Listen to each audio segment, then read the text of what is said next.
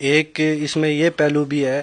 کہ بہت سارے خطباء اور بہت سارے علماء ایسی سرگرمیوں میں ملوث ہیں، اور آج کل مساجد بالکل بھی محفوظ نہیں ہیں۔ اکثر و بیشتر جہاں کہیں بھی ہمیں نماز جمعہ ادا کیا جائے یا کوئی اجتماعات ہوں تو وہاں پہ جو ہے وہ اختلافی ٹاپک جو ہیں وہ ڈسکس ہوتے ہیں، اور امت محمدیہ صلی اللہ علیہ وآلہ وسلم کو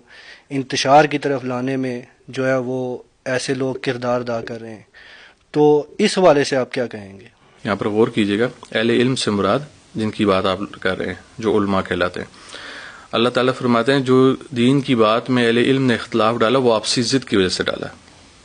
تو یہ جو آپ کو خطبہ نظر آ رہے ہیں مختلف مساجد میں، یہ دین کے عالم نہیں ہیں، یہ علماء دین نہیں ہیں۔ اگر آپ نے کبھی ہمارے موقف سنے ہوں تو ہماری جہاں پر بھی ہم بیان کریں اس میں ایک لفظ لازمی آتا ہے کہ اگر ہم نے معاشرے کی اصلاح کرنی ہے،